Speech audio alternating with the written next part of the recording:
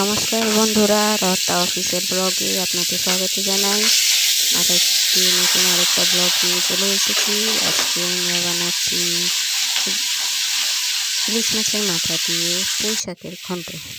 ইলিশ মাছের মাথাটা প্রথমে ভেজে নিয়েছি, এবার পুঁই শাকের ঘন্টটা বানাবো। এর মধ্যে পাঁচফোড়ন দিয়েছি আর সমস্ত রকমের সবজি আছে, কুমড়ো, ঝিঙে, বেগুন, আলু আর সবই ধরনের যা যা সবজি ছিল সব দিয়ে পুঁই শাক দিয়ে প্রথমে নুন আর হলুদ দিয়ে সবজিটাকে ভেজে নেব, ভালো করে ফ্রাই করে নেব। এবার দেখুন হলুদ দিয়ে দিচ্ছি, নুন দিয়ে দিয়েছি, হলুদ এবার দিয়ে দিলাম।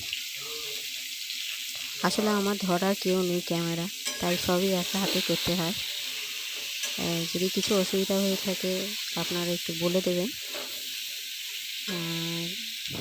এই পুঁই শাকের ঘন্টটা আবার করছি আমরা।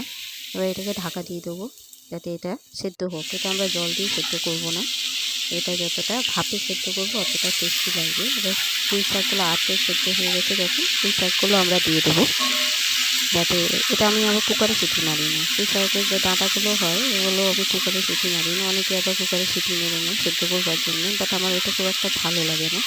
তাই আমি এটাকে 3-4টে করে চিড়ে দিয়ে দিই যাতে ভালো করে গলে যায়। এবার অর্ধেক যখন সেদ্ধ হয়ে যাবে তখন আমরা দিয়ে দিই।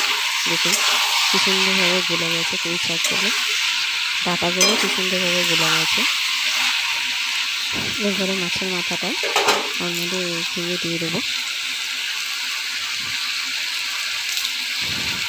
মাছের ভাতটা একটুখানি ভেঙে ওর মধ্যে দিয়ে দেবো যাতে গন্ধটা পুঁই শাকের ভিতরে ঢুকে যায়। ব্যাস হয়ে গেল।